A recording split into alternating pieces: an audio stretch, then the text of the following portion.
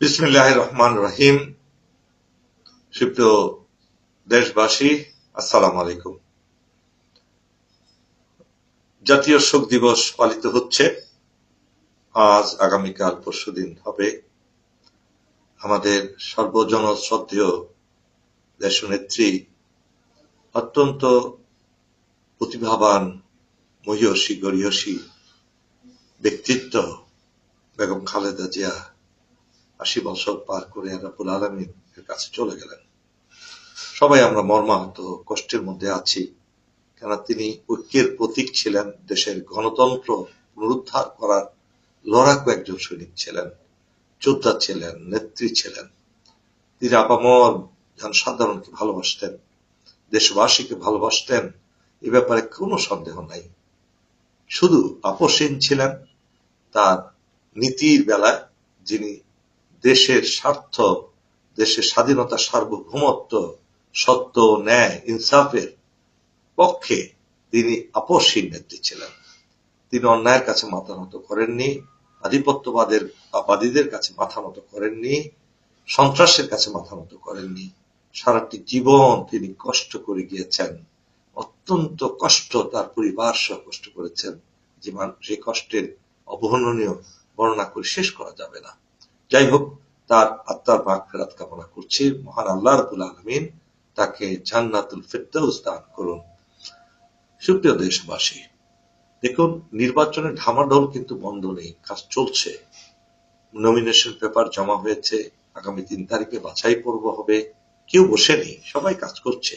তবে আচরণবিধি অনেক প্রার্থী মানছেন না, এবং সেটা দৃষ্টিগোচর হচ্ছে না নির্বাচন কমিশনের। কেননা নির্বাচন কমিশনের তো অফিস ছাড়া তার বাইরে তাদের কোনো লোক নেই, পর্যবেক্ষণ করার মতো তেমন মানুষ নেই।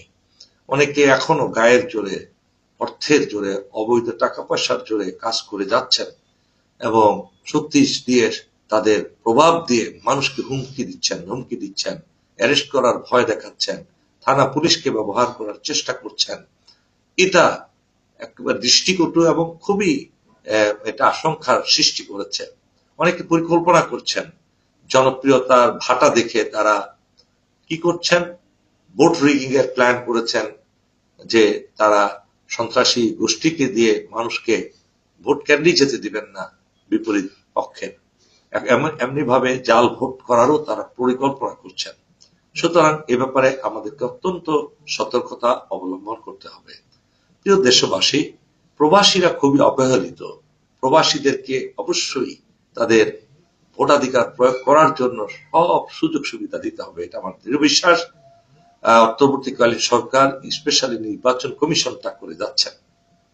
দেশবাসী, সন্ত্রাসীদেরকে, অবৈধ অর্থের মালিকদেরকে যাতে তারা প্রভাব বিস্তার করতে না পারে, সেদিকে আমি নির্বাচন কমিশনের দৃষ্টি আকর্ষণ করছি। ভোট কেন্দ্রে যাতে অবাধে, নিরপেক্ষভাবে সবাই এসে যার যার ভোট দিতে পারে, পথিমধ্যে বাড়িতে গিয়ে যাতে হানাহানি না করে, ভয় না দেখায়, ভয়ভীতি না দেখায়, আতঙ্ক সৃষ্টি না করে, সেদিকে আমাদের খেয়াল রাখতে হবে। আপনারা যারা ভোটার আছেন, এই ভোটের মাধ্যমে আগামীতে দেশের পরিবর্তন আসবে, এবং সেই পরিবর্তনটা যদি আপনারা সচেতন ভাবে ভোটাধিকার প্রয়োগ করেন যোগ্য প্রার্থীর পক্ষে, তাহলে অবশ্যই ইনশাআল্লাহ জুলাইয়ের সেই আন্দোলনের শর্তগুলো বাস্তবায়িত হবে, আর না হয় আবার অন্ধকারে ফিরে যাবে।